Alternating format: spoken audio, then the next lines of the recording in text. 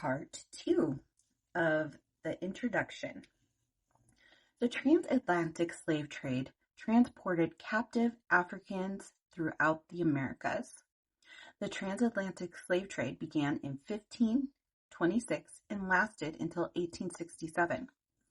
By the 17th century, the trade, as it was called by European elite and slave speculators, was in full swing, with nearly 30,000 kidnapped Africans taken from their homelands per year, bound for life in bondage in the Caribbean, South America, and what would become the United States of America. A century later, that number had almost tripled to 85,000 per year. Over 90% of those stolen Africans ended up in the Caribbean and South America, making them the biggest players in the cultivation and preservation of slave culture in the New World. As noted above, North American colonies and later the United States received about 3% of all the trafficked Africans, with the vast majority arriving in the years between 1720 and 1780. Although North America was responsible for a small percentage of the slave trade, it still played a monumental role in the systemic enslavement of African people and their American-born offspring for generations to come. Arab roots in the African slave trade. You should know that slavery in Africa started well before the arrival of Europeans. The transatlantic slave trade and American chattel slavery are just two devastating contributors to a long history of enslavement of African people, which began when the Arab-Muslim slave trade started many hundreds of years before. In AD 650, Arabs established large-scale enslavement and transport of East African men and women to the Middle East and India. By the 16th century, when Europeans were ramping up their new-found slavery enterprise, the Arabs had already captured and enslaved an estimated 7.25 million African people. Modest estimates suggest that by the 19th century, the Arab world was responsible for the enslavement of upward of 10 million Africans, thus setting the stage for the European transatlantic slave trade. What both exploitative enterprises had in common was the quest for riches and raw materials, as well as a vast source of free labor. In the practice known as the Trans-Saharan slave trade, Arab slavers targeted East and West Africa, while Arab-Muslim slave trade did not operate as part of the transatlantic slave trade. It foreshadowed what was to come. Prior to setting their sights on the African continent for slave labor to build and support culture and life in the Middle East and parts of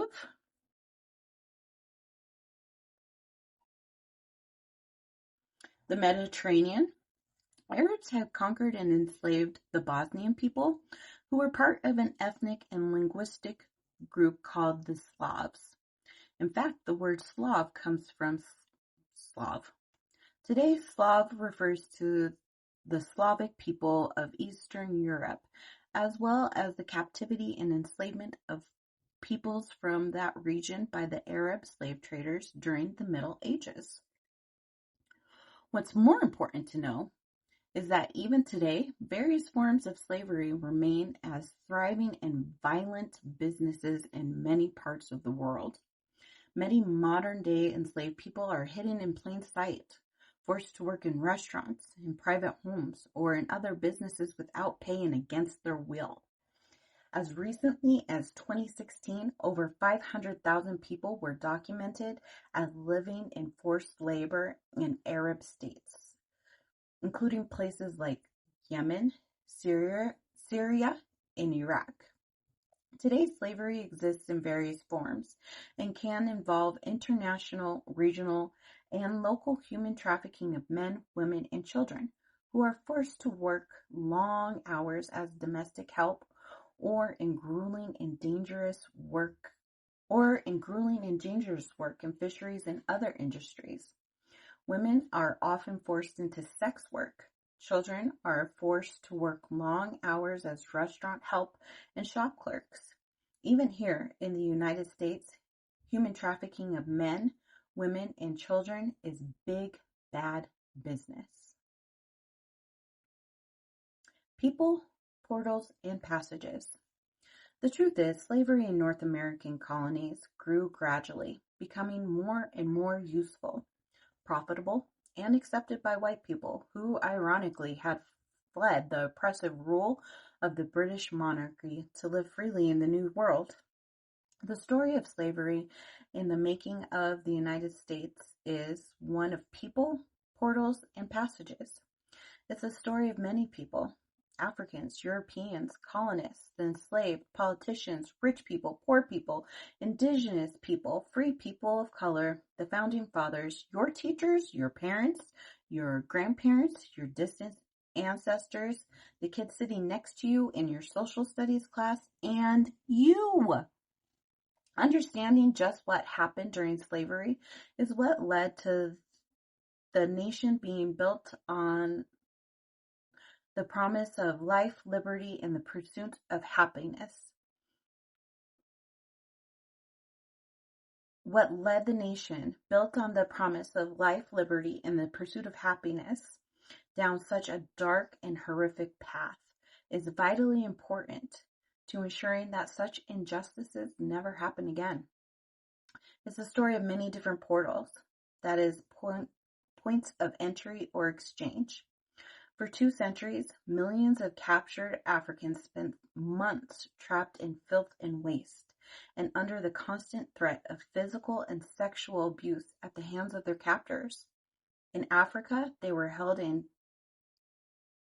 captive in dark, damp, and disease-ridden slave castles that had once served as impenetrable military forts established by Europeans who first pillaged coastal regions of their natural resources and then turned to human trafficking. That's how the international slave trade began. Captive Africans and their enslaved African American descendants were bought, sold, traded for service and goods, and reduced to nothing more than property. Chattel slaves who could be moved or shipped off at a moment's notice. The story of slavery in the making of the United States is also a story of passage, the harrowing journey that captive African men, women, and children were forced to endure on their way to an unknown destination, surrounded by people who did not even speak their language. The voyages that included the slave trade formed a triangle. Ships carrying manufactured goods such as guns, cloth, and beer sailed from Europe to Africa. African kings traded their captured enemies for these goods, and those human captives were shipped to the Americans to be traded for raw materials like sugar, lumber, and furs, which were sent to Europe.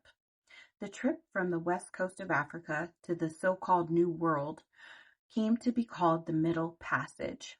This transatlantic crossing ended at the coastal ports like Jamestown, Charleston, and New Orleans, and at the Caribbean and South American outposts such as Barbados and Brazil. But this is also the triumphant story of safe passages Black people secured for themselves. Take, for instance, the 15th and 16th century seafaring Black men from West Africa who found work as translators in the early years of the slave trade. A century later, in the newly established United States, free Black men would work on the wharves in port cities like Baltimore, making a living alongside immigrant men from places like Ireland. As much As with as much of American history, Black contributions to the American maritime culture have been virtually omitted from history books. The Underground Railroad provided safe passage for desperate runaway enslaved people who sought refuge and freedom in the northern free states and places as far away as Canada and England. This clandestine system seemingly moved freedom-seeking enslaved people out of the South, often under the cover of darkness, sometimes hiding them in plain sight, using fake freedom papers and creative stories to throw off any suspicion they may arouse. Several 19th century autobiographies of former enslaved people, written in their own words, have been collected in one-volume edition titled The Classic Slave Narratives, edited by Henry Louis Gates, Jr. Those narratives provide evidence of the brutal and barbaric culture of American chattel slavery and the violence and fear enslaved people endured for centuries. Later, we will examine the slave narratives of Frederick Douglass, Alauda Aquino, and Harriet Jacobs for first-person accounts of their lives as enslaved people, as well as the great lengths they went into for gaining their freedom. These courageous writers used the power of their pen to convince white Northerners that slavery was evil and to persuade them to fight for the abolition of slavery and the freedom of enslaved people as a Christian matter. And their tactics worked. Their personal stories inspired many white people to take up the twin causes of abolition and emancipation. Long after slavery ended, oral histories, interviews with people who lived the experiences, recorded the memories of some formerly enslaved people. These interviewees recounted not only the daily horrors of plantation life, but also the rich cultural traditions enslaved people developed as a way to maintain community and ultimately to survive their nightmarish existence in bondage. During the early to mid-20th century, scholars like Zora Neale Hurston, Lorenzo Dow Turner, and Lawrence Levine did research on formerly enslaved people still living in the South by documenting what survivors remembered about their lives in bondage.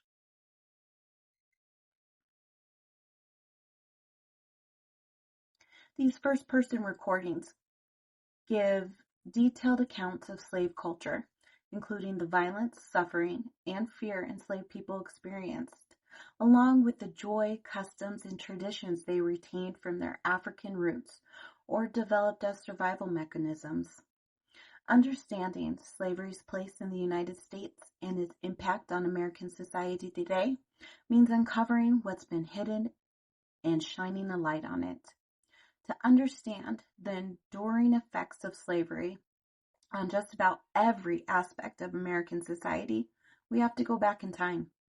Understanding the past is vital so that we can make meaningful changes today to ensure a brighter and more inclusive future for all people.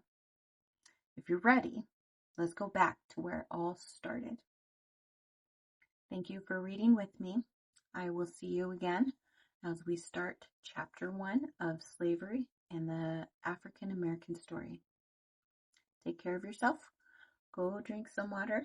Make sure you get some good rest tonight, and I'll see you later.